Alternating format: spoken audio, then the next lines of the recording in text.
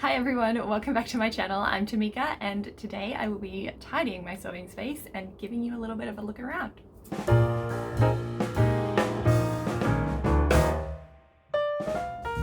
I hope you're having a fantastic week. If you are new here, hi, I'm Tamika. You already heard that. You can subscribe down below to see my weekly videos. I've been doing vlog style videos at the moment, but I do have a few sew-alongs and things planned for the near future. You can also like this video, that helps me out by helping other people find me as well. Today I am in a new location, if you couldn't tell. This is my sewing space. So we have a little 2-bedroom apartment. This is the 2nd bedroom and it is my dedicated sewing room, but it also is kind of a little bit of a storage room as well, mostly for my things. But it means that this week, when I was super productive and tidied the rest of the apartment, anything that didn't have a home ended up dumped in here. So as you can see behind me, it's a little bit of a mess. Things all over the table, there's stuff all over the floor, I've got unfinished projects everywhere, and it's just a total mess. So today's plan is to tidy this up. I fully expect it to take all day, if not longer, so bear with me. I will show you all around my room throughout the day, and of course an overview at the end once it all spick and span. So without further ado, I think I need to get into this. And here we go. I've kind of broken this up into a series of time lapses, kind of cleaning and tidying different parts of the room. So at the end I do give you a full room tour, walking you through the whole space. If you would like to skip straight to that, I will leave the timestamp somewhere here or in the description below, so you can click straight on through. In the meantime, enjoy my tidying efforts. Does anyone else feel like tidying is just kind of moving a whole lot of piles of the same thing around repeatedly until you kind of find somewhere to stash everything? It's like the pile doesn't grow, but it also doesn't seem to shrink, and then it's kind of when you suddenly decide that you're going to attack it, it just kind of disappears and you kind of wonder why it took so long to get to in the first place. No? Just me?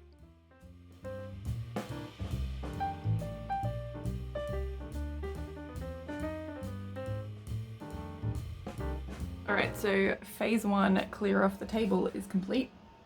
I might do the floor on the other side over there next. The thing is, this table becomes a very good spot to put things that I don't know where to use, so there will probably be several phases of clearing off this table, but that's phase 1 complete. Let's head over to the other side of the table here and deal with the situation that's going on down there.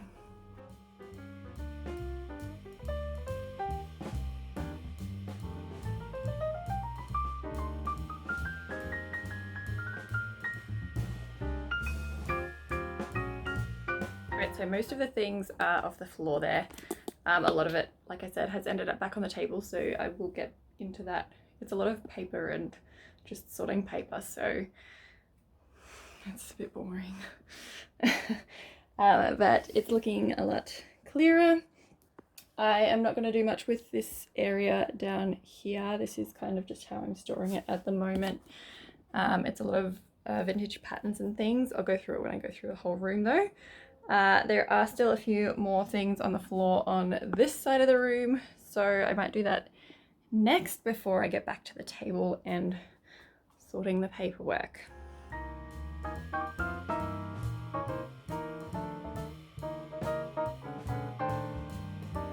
So this box here is one of the places that I keep scraps that are a reasonable size that I can still make things with it.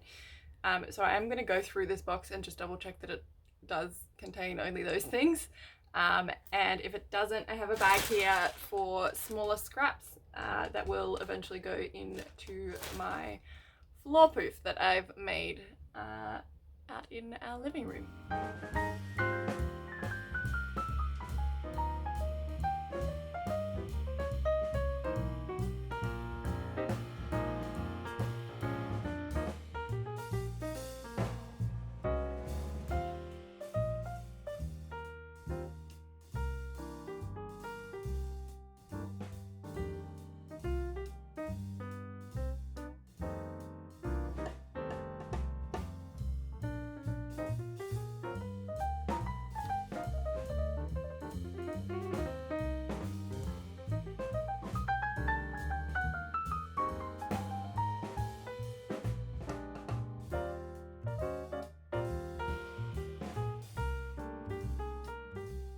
just wanted to show you some things that I found in my little box there.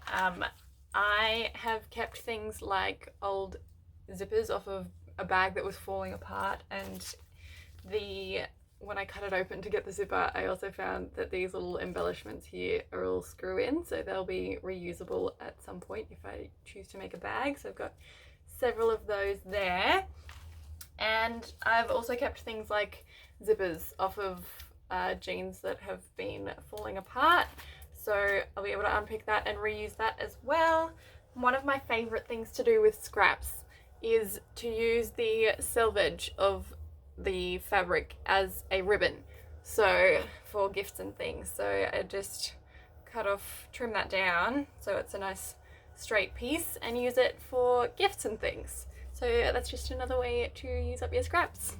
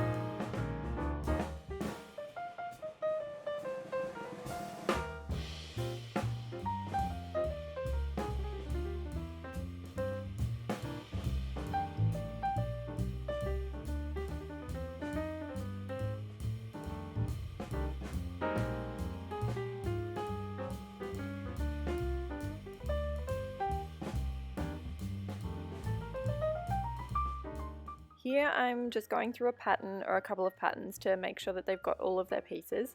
I wouldn't normally do this with a pattern that I've used. I'm pretty good generally at keeping it all together, but these menswear patterns have about 1,000 pieces, and at the time I was using them, I was using multiple patterns and drafting my own, so it was a complete disaster there. But I just wanted to make sure that these were complete, or if they were missing anything, what they were missing. And so once I've gone through and kind of crossed anything out, I will just write on a little piece of paper what pieces are missing, if any, and I just staple that to the pattern envelope. I wouldn't do this if it was a vintage pattern, but I'm not so precious with my modern patterns, so that's kind of the best way that I can keep a track of what I need to be keeping an eye out for.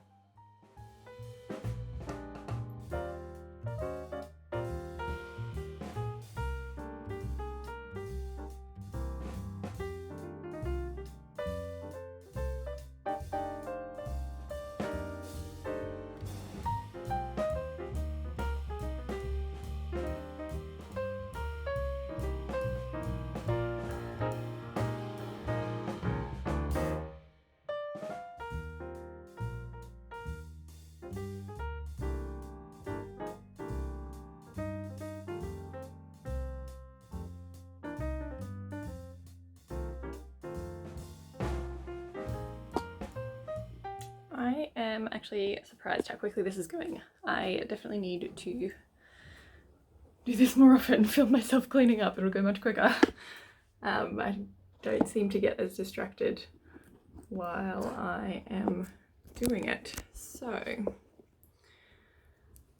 it's still far from perfect. I've still got a lot to do, and I've got a pile of things out in the hall there as well, but I am pretty happy with it. I've just got some fabrics to put away and need to vacuum and that sort of thing. So I am going to leave it here for filming the tidying process, and I will come back to you with a little room tour.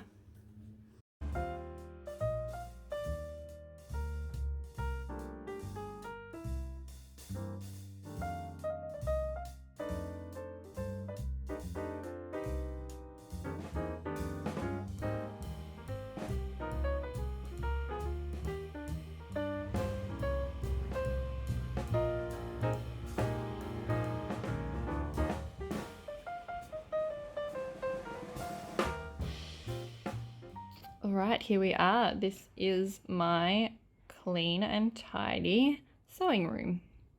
I'm just going to do a quick overview. If you want something more in depth, I can definitely do that. Just let me know in the comments down below. But starting at this side of the room, we do have a spare wardrobe here. So this half of it is filled with extra clothes that don't fit into our cupboard in our main bedroom. And in this side here, I do keep some art and craft supplies. I also have my printer in there and extra paper and things for that, as well as my macrame ropes and things at the bottom there. Moving over, this here is a laundry hamper that I have filled with things like quilt covers and sheets and things from op shops. So that is where I go if I am making a toile. Some of them in there I do think are good enough for actual garments, so I may have to go through that and pull those ones out. But yeah, that's kind of where I reach for first if I'm making a toile. In here I have purchased a couple of storage boxes for all of my vintage patterns. So at the bottom there is all of my home journals, my Australian Home Journal magazines. Most of them do still have their patterns in them, which is amazing. I purchased that as a set from a seller on Gumtree. All of my vintage patterns here I have also kind of picked up through Gumtree or op shops over the years. In the bottom there I have put all of my patterns from the 70s through to the 90s, and the top one is anything from the 40s through to the end of the 60s. 1940 is the earliest pattern that I've got, and I would love to get some things earlier than that, but at the moment I'm really pleased with my collection. On the top here, I've got a couple of baskets of upcoming projects. So as a little sneak peek, I've got some Chandler pants that I'm hoping to do a sew along for. So that should be coming up soon. And I have cut out a t-shirt as well. On the edge of my shelves here is where I keep my rulers. I do need to get another hook to hang this one. This obviously isn't the full collection, but these are the ones that I kind of reach for the most. Moving across to the shelves, I've got stationery at the top there. These drawers are kind of all of my haberdashery, so anything for closures like zips, hooks and eyes, Velcro, all sorts of things in that bottom drawer there. That also includes elastic, bias binding, that sort of thing. And in the top is my more decorative trims, so laces, sequins, that sort of stuff. Right at the bottom is where I keep my larger remnants of fabric. I like to just keep my little sequin one hanging out there because it's my favorite and I like to see it. Over to this side, this is all of my sewing and crafting sort of books. I obviously reach for some of them more than others, and at the top is pretty much an empty shelf really. There's nothing in those boxes there. I do have my little tags and things, labels and tags kind of tucked away there, and I've got some fabric samples and receipts in the bowl there. Moving down here, the black box there is full of buttons, and I've got some paints here, so acrylics and watercolors, and then at the bottom is all of my kind of glue. I've also got some fray stopper and fabric stiffener in there. I've got some felts, those sort of bits and pieces, and a craft cutter at the bottom there as well, for when I'm cutting my PDF patterns. Moving across this way, the table itself is one that I have made from, this is a set of 4 Kallax shelves and an IKEA tabletop. So that is actually joined by hinges, 2 hinges across here, and we've just got some broomsticks that we've put a screw end, so they screw under the table there. So they can screw off, and this whole table will fold neatly behind the shelves. Under there I do have just an empty box that I use as a bin, and the black bag there is where I catch all of my smaller fabric remnants that will eventually be stuffed into my floor poof. So in these shelves I've got my filming equipment in this tray here. At the bottom is some of my new fabrics that I have gotten recently. I'm waiting for a couple more shipments to come in, and I will be doing a little fabric haul from those ones there. So that's a little sneak peek. Over this side I've got my ribbon and strings in the top box, and like wrapping paper and cards and things in the one underneath. Then right at the bottom there, I am not 100% sure this is how I'm going to keep all of my patterns at the moment, but for now this one is filled with vintage patterns that I think I'm more likely to use than the ones over there. Those are there to kind of go through if there's something specific I'm looking for. These are the ones that I'd kind of like to make just for me.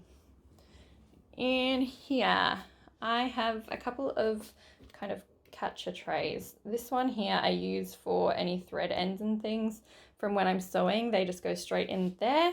And then this is kind of my most used tray. So this has things like a camping head torch for nighttime sewing because it gets quite dark in my room here, and that helps me to see. I've also got things like tape measures, my loop turner.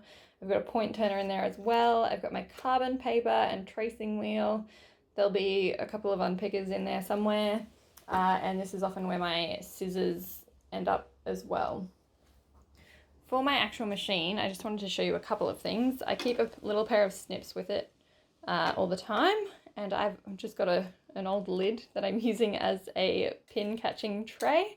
I usually have my pins in their own container, but where I'm pinning is usually out in the lounge room and I forget to bring it in, so I just have a little lid here that will catch any pins here. I also like to blue tack the needles that I'm currently using to my sewing machine so that I don't forget what one is in there. And that's my little setup there. Moving over this way, this rack here is all of my current works in progress, things that need a little bit of finishing, or the things over here all need to go to the dry cleaners. At the bottom is my kind of mending pile, and I've got some extra coat hangers there. For my mannequin, this one is actually just an Aldi purchase from 3-4 years ago when I was kind of getting into sewing. So it's fully adjustable, and I'm happy with how it works for me. I'm sure there are better ones out there, but this kind of does the job for me. I do also have a bootstrap pattern down there that I made a little while ago.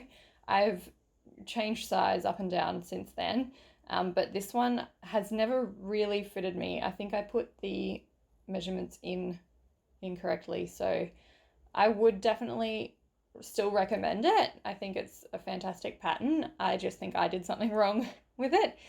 So I would like to make another one in the future. I'm just not sure when, because they do take a little while to make. In the back there, I have a basket full of rolls of interfacing and paper, and there is a little bit of fabric in there as well. So this is like extra interfacing that I've got. The craft paper there I use for drafting patterns. I've got my new ruler there, and I've also got some baking paper and butcher's paper as well for, again, those pattern making escapades. This is just my sewing machine cover that doesn't go on but should. Moving over here, I've got my overlocker. Again, some little snips that will stay with it. This isn't the most comfortable setup for it, I have to say, with no room for my legs really, but it does the job. In this basket here is some more of my most used items. So I've got my sewing machine feet, and machine bobbins. I've also got in there like my machine needles. I keep all of my black and white thread in there as well, and a few other bits and pieces. At the bottom here, I've got my fabric storage. So this is all kind of linens, cottons, rayons, denims, and at the bottom is kind of heavier weight fabric as well as more like swimsuit fabric and that sort of stuff. Over this side, I've got some more interfacing and some batting that I was going to use to make some shoulder pads for some of my 40s outfits, and my kind of more festival sort of fabrics here. In this basket is all of my overlocker thread, and at the bottom is my glitter, sequins, beads, all of that sort of thing. Moving up here, this is my, again, more fabric patterns. This is where I'm keeping my more modern patterns. So this is anything from 2000s onwards, including all of my PDF patterns that I have printed and or used and stuck together. They're all in that one there. Over to these shelves. Again, some more projects here. In the bottom, I have kind of paper craft things and stamping projects. Not that I've ever stamped a thing in my life, I've just got things to do it with. These fabrics here are more fabrics that I have used and still have meterage left, or things that I have bought in the past and upon reflection maybe don't love as much as I did then. So I'm less likely to use these. I may use them for wearable toiles and things, or if inspiration strikes. Up to the top, these drawers hold in the top my like thread projects. So I've got embroidery threads as well as cross stitch and that sort of thing in there. And this one is all of my sewing thread. So I've kind of just arranged it by color at the moment. Got a few other bits and pieces in there, some safety pins, anti-static spray, and any hooks and things that I use when I'm decorating. Last but not least, this little corner here, I do have like a little art easel there. I haven't used it that much, but I haven't painted much in more recent times either, so I might get back into that, might not, we'll see.